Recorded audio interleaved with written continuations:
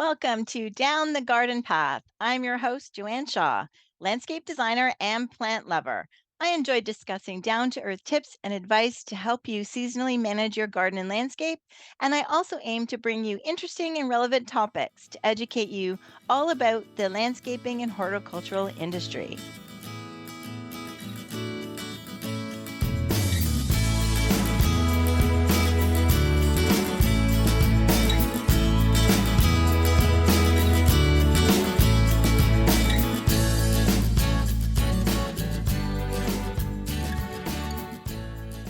Thanks for joining me on Down the Garden Path. This episode is brought to you by Down to Earth Landscape Design. A great landscape starts with a plan. Today, my guest is Alan Heeks. Welcome to the show, Alan. Thank you. Really glad to be here. Excellent. So Alan and we're here to talk about his new book, Natural Happiness, Use Organic Gardening Skills to Cultivate Yourself, which I think is a great topic. A little bit about Alan. Alan is an inspiring guide to helping people cultivate their well-being through parallels with nature. After a Harvard MBA and successful career managing building materials businesses, Alan has spent 30 years creating nature-based learning venues and leading groups there. In 1990, he started Magdalen Environmental Trust, converting 130 acres to a mixed organic farm. Since 1992, he has created Hazel Hill Wood, a 70-acre conservation wood and retreat center. Alan has led many workshops with his 7 Seeds of Natural Happiness approach, including individuals, community groups, and NHS doctors. So yes, welcome to the show, Alan. Right. Thank you. So we're here to talk about your new book. And so this is a little caption here to I think it kind of sums it up, and I'll read it for you. So natural happiness can help you dig deep and stay cheerful in these stormy times. It shows how you can use gardening methods such as composting, mulching, and crop rotation to cultivate human nature too. A gardener applies skills like observation, patience, oh boy, patience, right? Creativity, and you can adapt them to deal with daily stresses and big issues such as climate change. Alan's approach is practical, positive, and easy to use for gardeners and others. And I agree after reading the book. It really is very practical. Well, thank you. I'm particularly excited to be, reaching gardeners through your podcast, Joanne, because I feel like this really kind of builds on skills that they already have but may not appreciate. What I'm offering in the book is like a mixture of parallels with physical activities like composting and crop rotation, but also skills like, you said patience is a massive one, and something I call co-creativity, which is like a really subtle skill of kind of working with situations that you don't control. And this was like my education. When I started this education center for young people, I didn't realize I needed educating too. But I'd come from a sort of business background where I'd been trained to kind of take control and make things happen, and suddenly I was in a situation with an organic farm where you can't make things happen. And I had this very articulate farm manager called Peter, and he said to me, Alan, you need to understand that running an organic farm is like driving a tractor without a steering wheel. He said you can't make anything happen, and he was so right. If you're using chemical farming, you can force things to happen, and you can use chemicals to suppress the problems. And then, after a period, as we know, you'll get all kinds of problems in terms of the soil gets depleted, you get pollution and so on. So I think there's a lot of parallels there for human nature.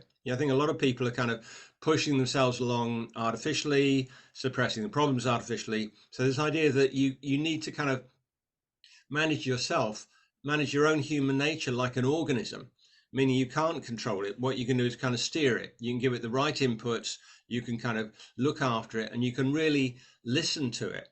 And I think that's where the patience comes in, as I see it, Joanne. I think, my wife is a better gardener than me, to be honest, and I love observing the way that she goes around the garden, and together we genuinely listen to the garden, and we actually talk with the garden, you might say. And I think that process, kind of trying to figure out how you kind of get into a dialogue in situations that you can't control is like very fundamental to life as well as gardening. It really is. One of the things, there are many things I like about the book, but you sprinkle some like little activities like throughout the book.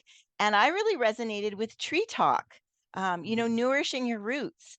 That, Yeah. what are those different, like how did those come about, or do you want to speak to the tree talk exercise? Yeah, I mean, I can actually, take us through it if you'd like to. Um, but I mean, it really came, the origins of all this began with the organic farm. Hmm. And I said I knew from nothing about farming when I started that, so it was a pretty intense education. And then a few years later, I got involved with this wood. So I had a bit of capital, and I thought, what would I enjoy doing with this? And this little voice said, you could buy wood. I thought I could buy wood. What a great idea! And I didn't know anything about woods either. And I bought this wood off a pension fund, so it was just being managed as an investment, and Okay. it was a pretty kind of, it didn't have a lot of atmosphere at the time, but it kind of somehow even I could tell it had potential. So I found a guy who was into what you could call conservation forestry. So it's like improving the habitats, which is quite a lot about, instead of having just very narrow corridors through tall trees, you widen the corridors, and when the sunlight reaches the ground each side of the tracks, suddenly you get wildflowers growing up, and you get, what you call woodland shrubs. So it's not just kind of trees. And then I started to get involved in bringing groups to the wood, and I discovered that certainly this particular wood, Hazel Hill Wood, was just a wonderful place for people to kind of deepen into nature and kind of just explore answers to life's questions. And talking to trees was a really major part of that. Hmm. I mean, the idea of talking to trees I'd come across before, but I'm embarrassed to say that in the early days, I would sort of show up with a tree, and I'd have a clipboard and I have a series of questions like I was going to interview the tree. And then I fairly quickly learned that trees don't just answer back like that. Um, Hmm. and in my experience, actually, trees do have a lot of intelligence, and you can kind of have a dialogue with a tree, but it takes time. You have to, and one of the great things I think about the tree talk is I think human beings are mostly far too speedy. We're in a world that keeps speeding us up, social media, deadlines, all the man-made world is very speedy, and it keeps pulling us along faster Hmm. than human nature can cope with. So Hmm. one of the benefits for me of sitting with a tree is there is something about trees that slows you down. I'm a big fan of Tolkien. If you remember Treebeard in Lord of the Rings, and these hobbits are chattering away, says, "Hey, slow down," and that's I always hear the voice of Treebeard. And so the tree talk grew out of my own experience of kind of really connecting with trees and starting to imagine that I was like a tree, that I had roots, I had a trunk, I had branches, and were they in balance? And I've used that exercise, probably hundreds of times by now with Hmm. all kinds of different people, and it works every time. I think there's something about trees that people really relate to. And ideally you do this out of doors with a real tree, but I've done this in kind of training rooms in the city where there was we're just indoors sitting on a chair, Hmm. but because I think people have a real love of trees, so people's imagination can take them there as well. Yeah. I think of when as children, what were one of the first things we all drew, right? Were Yeah, trees, something that yeah, we knew, right? We yeah. we knew, we knew the taper, we knew the, how you made the leaves. Everybody made it a bit differently, but you're right. I think from a very young age, we identify with trees. I think we do, and what I also find this is where I think the power of this book is a lot because it's not theoretical. These are real things like trees and roots and compost. They're tangible, and even non-gardeners kind of have the basic understanding about seeds and roots and so on. Mhm. So what's lovely about the tree test is I get people to imagine their roots and how deep they are or not deep. How imagine their trunk, and is it flexible enough, or is it strong enough? And then their branches, and how widespread are their branches. And then the clincher is I said, okay, now look at whether your roots and your branches are in balance. Are your branches overextending? Are you demanding too much from your root system? And I say, look, if you're a gardener with an apple tree, you know that there are two basic ways in which you bring a tree into balance.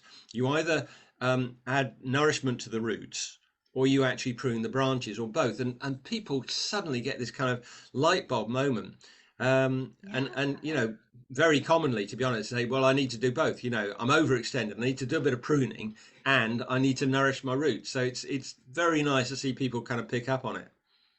Yes, very basic. It seems so obvious, but yet I've never ever seen it related to plants before, or to a tree. I mean, I think, Yeah. and why I think that works almost. I'm sure other like therapists and have other ways to say the same thing, but Yeah. very, very, whether it's woo woo or very, whatever. But I think we all when we talk about it in that way, everybody's visualizing a tree. Like there's Yeah. no Exactly. no thinking of something else, right? Everybody's coming to you're either looking out your window at a tree, there's a tree in your yard, you grew up with a tree, there's trees on every, street trees are everywhere. So yeah, I think that's why it's a lesson that's probably kind of been taught before in different ways, but may not really resonate with people as much as it when it's related to a tree. Well, um yeah, exactly. I mean, it's very rare to be able to claim something's unique, but I genuinely have not seen anybody else mhm. use these kind of parallels. And one of the other ways I think about this book is that it's kind of like it's a bit of a self-help book for people who are allergic to self-help books. So it's very deliberately not woo-woo, not new agey, very down to earth, roots, seeds, compost, etc. Because I think all of us do need some self-help these days, but a lot of people don't want to read a self-help book, and fair enough. Yes. Yeah. No, fair enough. Definitely. And so, yeah, so that is just one of many little exercises that you have throughout the book, which I find. So you're not just reading it. There's some. I am myself attracted to things when there's practical exercises that are Yeah, simple to do. You don't have to run out and buy a whole bunch of stuff, right? They're yeah, just simple things. And so I found that very helpful. So thank you for those. good, Um, great. the other thing you talked about a bit about was soil, and that got me Mhm. thinking as well. Because we spend as gardeners, and I'm a landscape designer and dealing with, and soil's been a big topic also from like climate change, right? Like the benefit of soil, the benefit of regenerating it, the digging it up and disturbing it, releases carbon, which isn't good. So there's been a lot of here in Ontario anyway, a lot more talk about soil and where do we take it and should we take it out, that type of thing. So you're right. You say that a soil with good structure is permeable, it has air, it has heat, it has water, the water can get in. And that's all good soil, right? And nutrients to feed the Yeah. plants. But the opposite is compaction.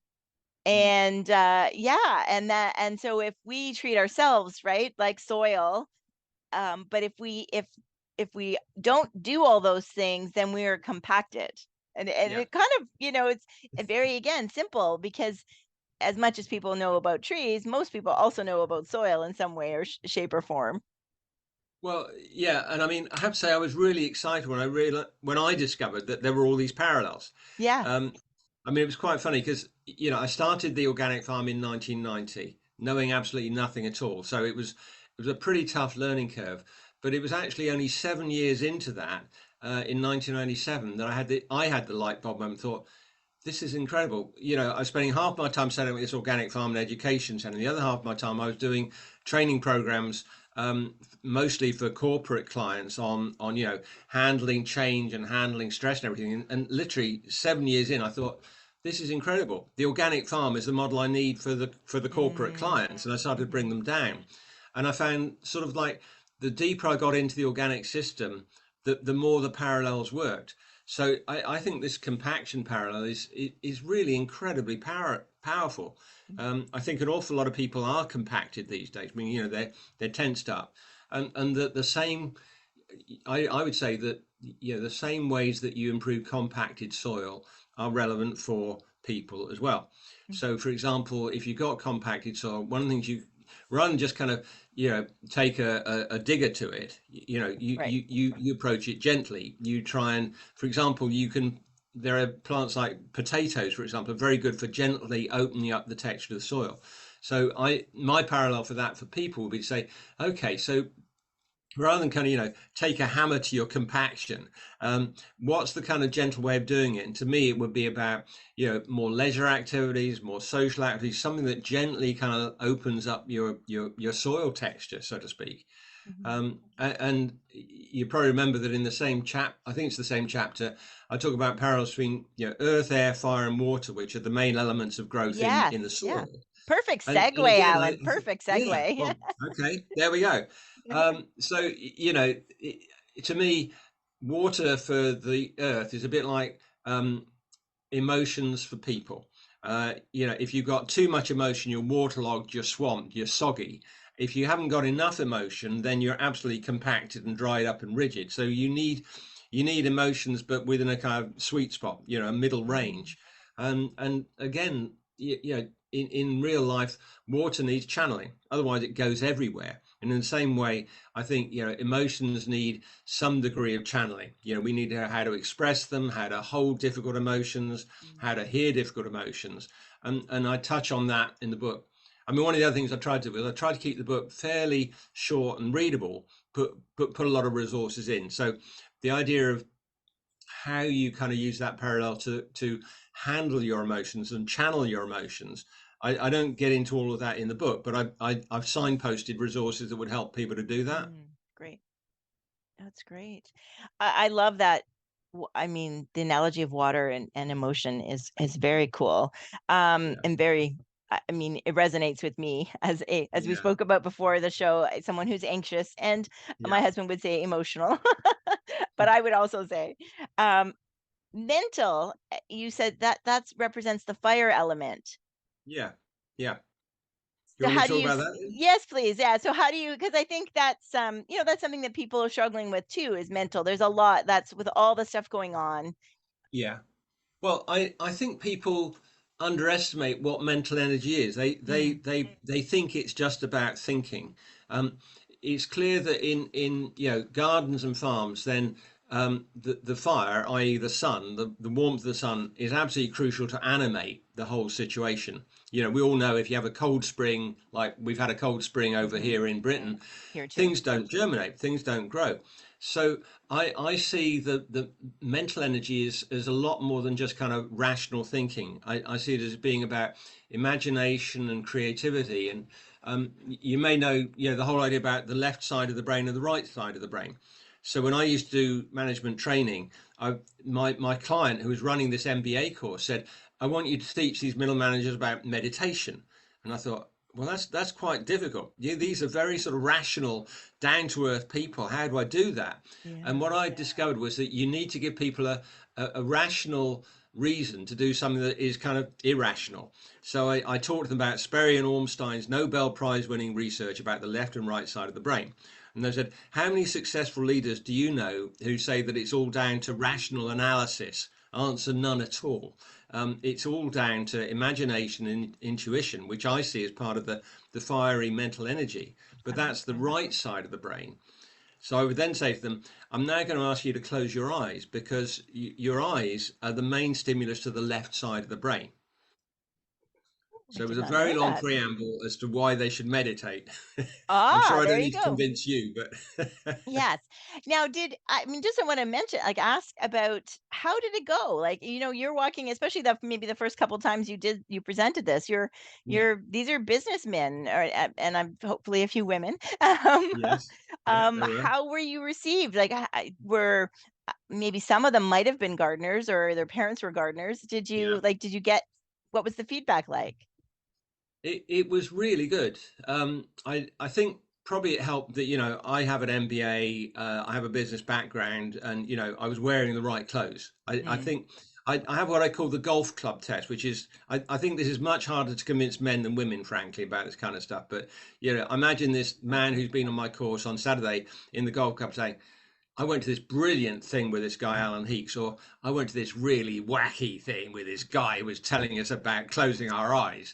So that was my test, was like, ah. was the guy in the golf club going to say this worked?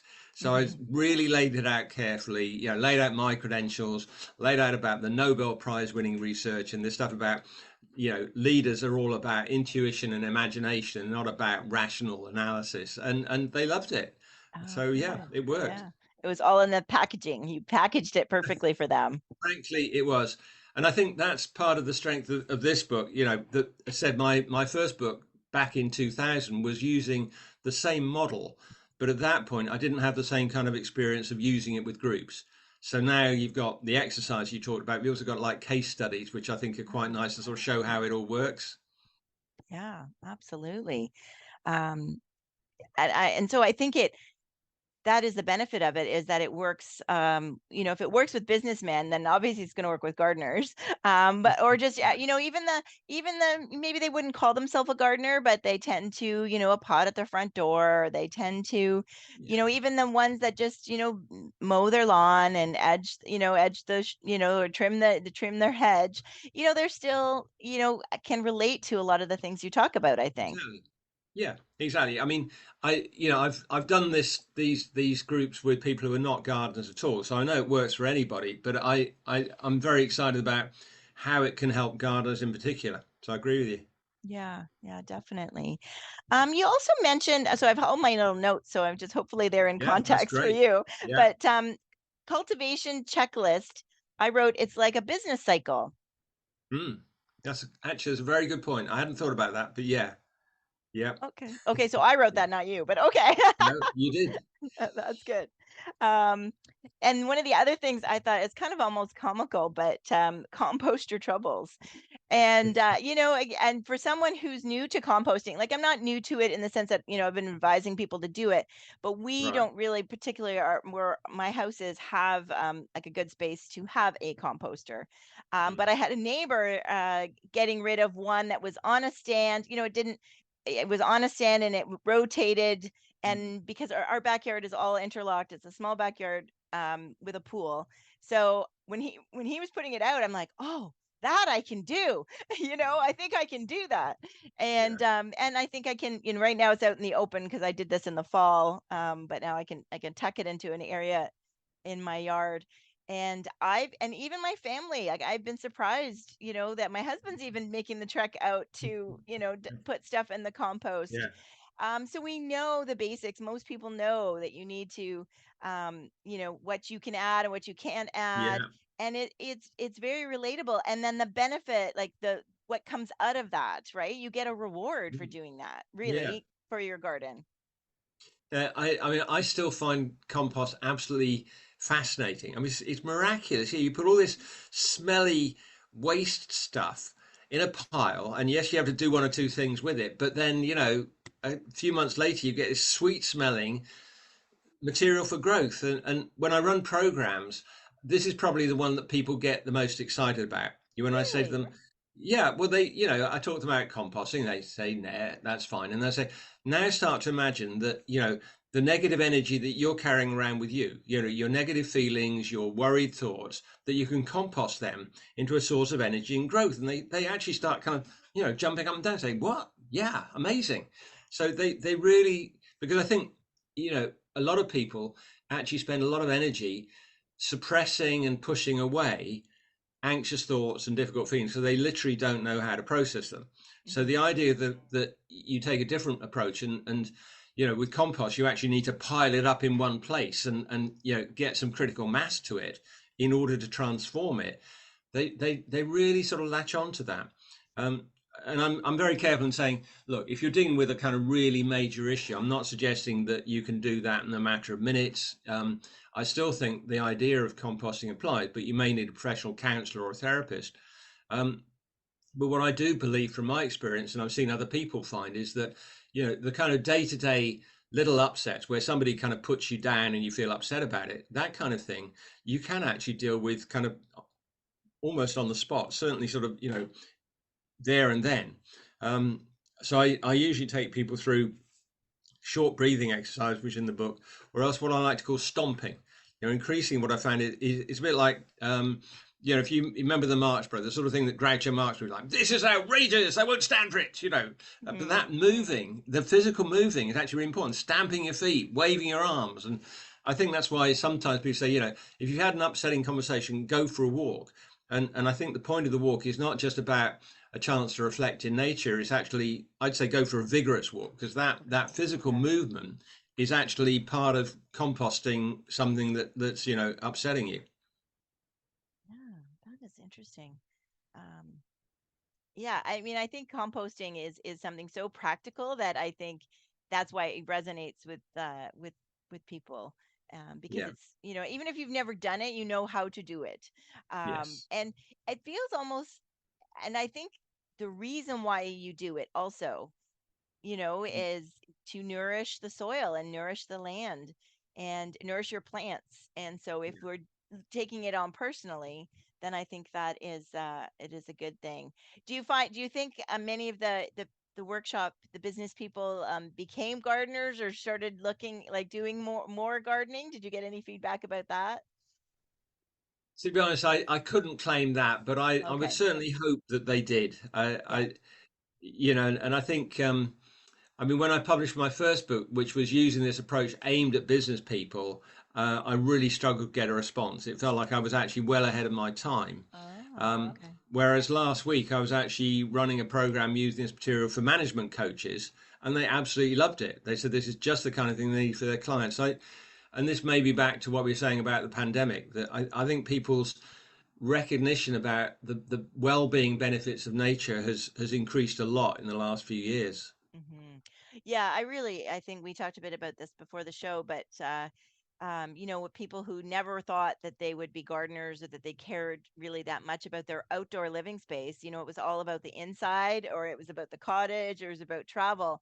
And when those things were taken away, everybody went outside, and Yeah, everybody, and I know you talk, this is later in my notes, but talking about community, right? So not only did they go outside and start thinking, I want to grow, with the whole food scare yeah, issues, I want to learn how to grow my own food in case I need to. I want to have flowers because they make me happy, and bring them in the house and start a cutting garden.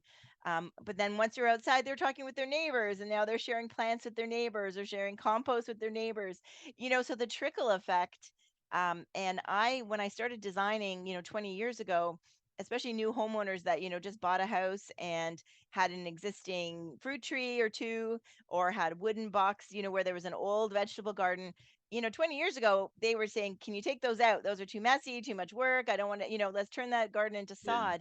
And now it's the opposite. Now it's like, okay, where do you think I can put a vegetable garden? yeah. What is the best fruit tree, do you think? Like, what can we grow? So I think that's wonderful that people are getting back in touch with. And I think of it always. I always say to somebody, I always have a theory that it skips a generation. My parents weren't necessarily good gardeners, although my dad's been doing great lately in his retirement. But our grandparents all were gardeners, really. You know, growing food, growing flowers. So I think it's nice to see that come back. It is, and I really think that actively gardening is incredibly good for your well-being. Mm, You know, that sense of planting seeds and seeing them come up, and the thrill of being able to eat the food you've grown is just unbeatable. yeah, yeah. I do want to go back to the soil talk about, because you do talk about depletion and regeneration, and we Yeah, know that not, beyond our own yards, the soil of, the farmland and has been really, because of the chemical use, yeah, right? yeah, It is depleted of nutrients, and it is part of improving that will help climate change. yeah. And that also relates to us too, right? And I think sometimes, if you dwell on, I know I'm this way, all the news about climate change and all the effects of climate change, it is depleting, like just thinking about it and worrying about it. And everybody, my own kids, saying, well, what are we supposed to do? Like, what can one person do? And one person can't do much, but it's something. And I think talking about it and making people aware of you know we all can contribute. Well, we can. I mean, it sounds like you and I are both anxious people, and the climate crisis, we have plenty to be anxious about at the moment. Um, I think, as you said, the crucial thing is don't feel overwhelmed, even though it's easy to do that. Just do what you can, and again, I think that's where the gardening analogies help. Um, but the one of the things that's been very topical over here in the last few years is this idea about regenerative farming. As you said, recognizing that actually a lot of land is really depleted. And as I've thought about, well, where does my parallel work with that? I think it works very well. And what I mean is, I think that there are a lot of people who are very depleted and kind of polluted, as well as a lot of land. And uh, so the regenerative approach, you know, that maps over onto human nature as well. I think one of the things you're reminding me about is this is more about organic farming than gardening, because on Yes. farms, Mhm. if you've got a regular industrial type farm with a load of chemicals, which is what we inherited when I started this farm, there's what's called a conversion period or a transition period. So you can't just snap your fingers and suddenly become organic. There's a period of usually 2 years where you have to kind of let the chemicals get away, and you're starting to regenerate the soil. And then after 2 years, your produce is classified as organic. And I think that's quite relevant to people, because if people are sort of frankly kind of dependent on a sort of very high stress way of life, and they're kind of pushing themselves along with a load of caffeine, and they're suppressing their problems with drugs, alcohol, gaming, whatever it is, you don't just snap your fingers and come out of that. What happens on a farm is that there's a period of turbulence. There's a period where you're not so productive, where the weeds come up, it all looks a little bit chaotic. And I'm saying that because I think actually people need to understand that this isn't just an overnight thing. There is a Yes. period of transition. And in the first book, which is called The Natural Advantage, which is still available, it's out of print, but you can get it online. So if people Okay. want to go deeper into it, that Mhm. actually has a whole section about the transition stage on a farm, and what that means for people. And I said, what it really means is try and kind of cut yourself some slack. So recognize that if you're wanting to make a big change in lifestyle, become more healthy, regenerate yourself, there'll be a period of time when you're less productive, where your old habits, you're doing cold Yes. turkey in a sense. Mhm. So find a way of giving yourself some slack. Cut down your working hours, get some friends lined up to support you, do some things that are going to nourish you. Um, and the other thing about regenerative farming, there are a couple of sort of very clear principles that I explore in the book that are really helpful for people. And one is about reducing intensity. So the regenerative farms that I went and researched basically said we're reducing the intensity with which we use our land. And these were livestock farms. So in simple terms, this means fewer uh, livestock, fewer head of sheep or cattle per acre. And the benefit of that was, they said, we're reducing it to the point where we can feed our animals from what we grow on the farm. So they were really unhappy about importing soya feed from Brazil because of the rainforest. So it was both environmental but also costing, because the cost of those imported feedstuffs has gone way up in the last few years wherever you are. So that idea of reducing intensity and kind of more living within your own resources, I think is really, really powerful for people.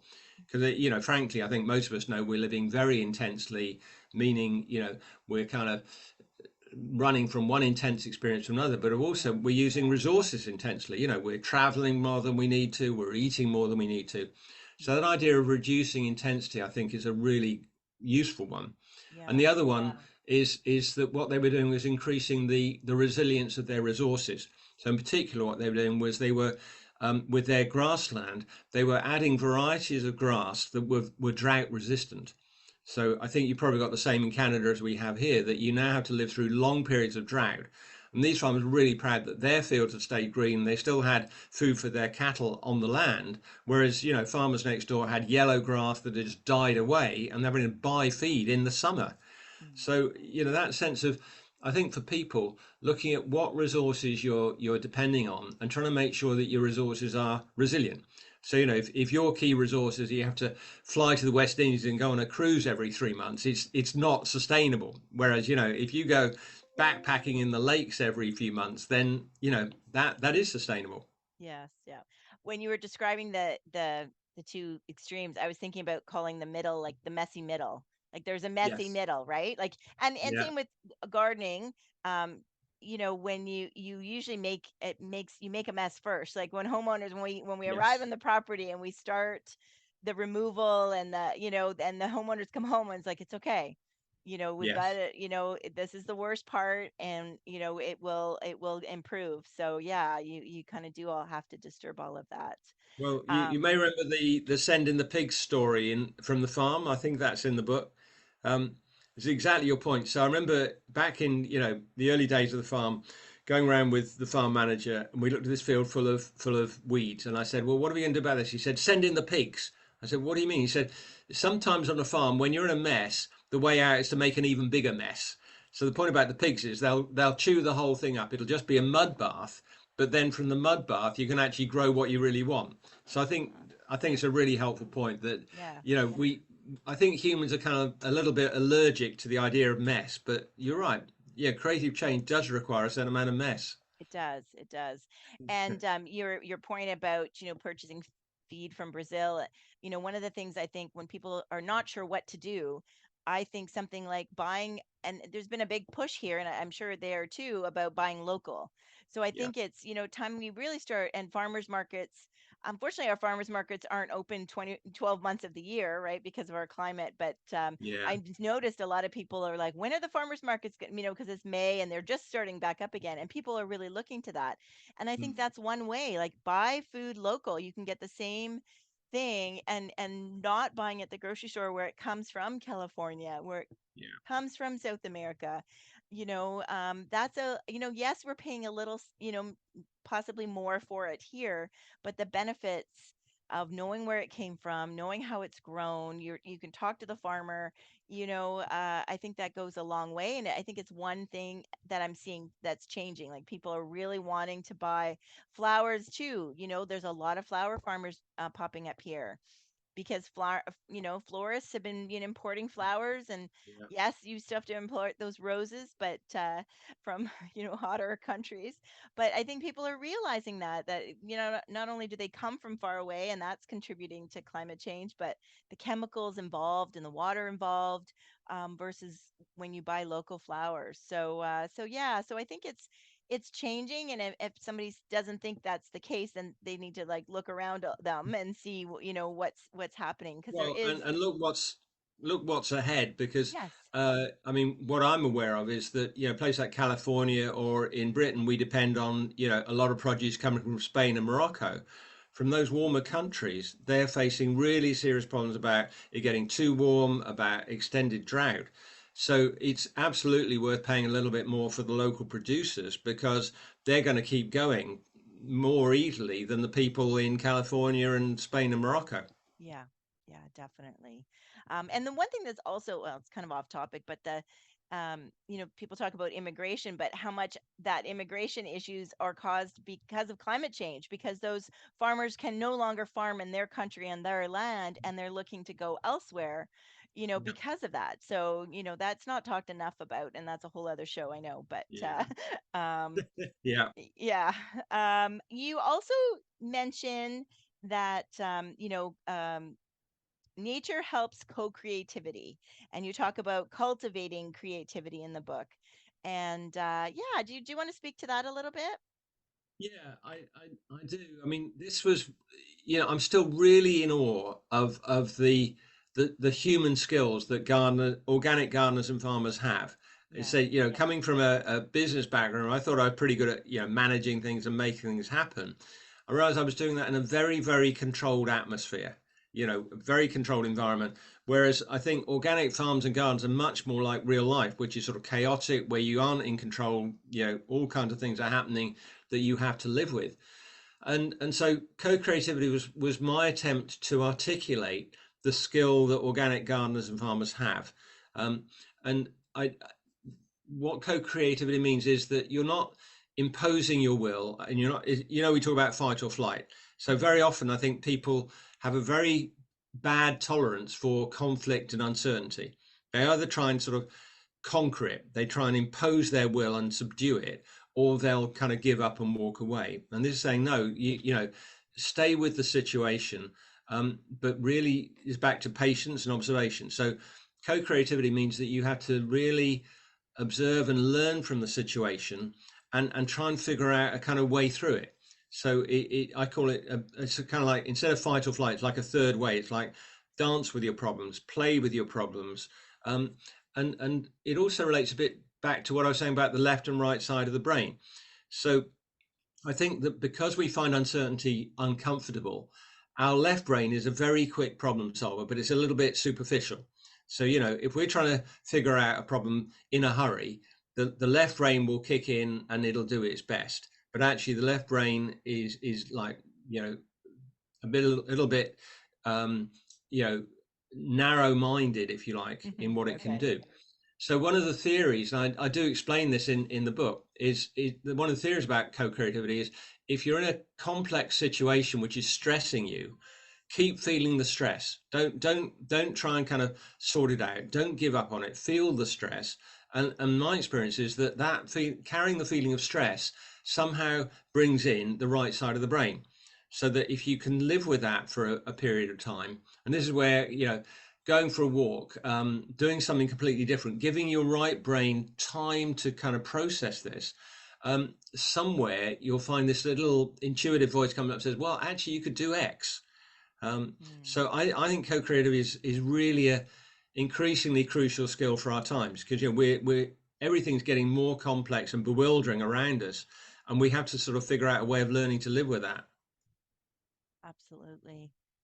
Yeah, and that's the section where you talk about the diamond process, right? There's Yes. so many, so I do want to reiterate it's not just it's not just words in the book, you know, and then Yeah. there's so many little lines that resonate with me as a gardener.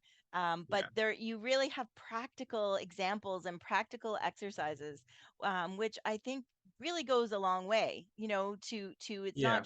it's just not thinking, you know, we didn't have to run out and buy your journal or workbook that goes with it. Like it's all in Yeah. one. It's all in And there. yeah, it's all in there. And I thank you for that because you know, we all know of those books, right? Where you and sometimes I'm not you know, discrediting those books, but it's I think I love the fact that it's all encompassing, and then you've just given us the little exercise we need at that time in that section. So you know, and I think you know, I always particularly important say, for that, yeah. you know, I realize that co-creativity may sound a little bit like a weird piece of jargon to people.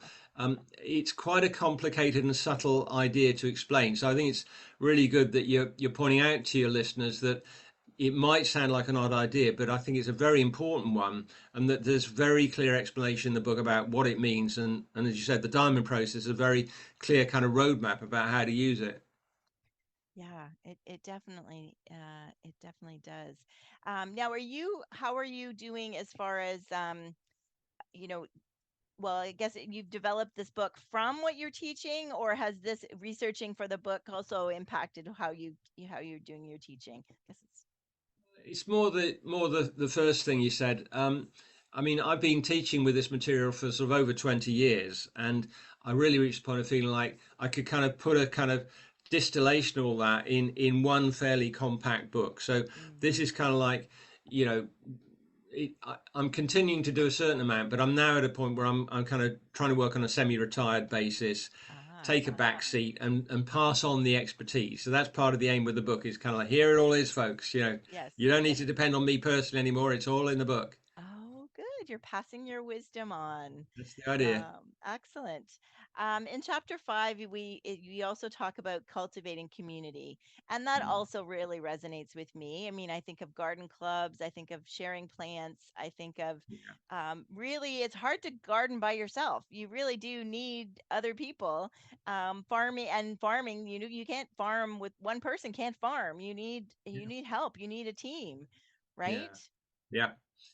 But I think it's community, sort of whoever you are. Mm, I mean, my sense of the times we're in is that these times are getting increasingly difficult, and that the sort of difficulties we're facing, like, you know, food shortages or power outages, it's like it's too big for one individual or one sort of household to deal with. You have to rely on your neighbours and your community, and I think there's some lovely sort of insights from ecosystems about human communities. I mean, my favorite is what's called wild margins.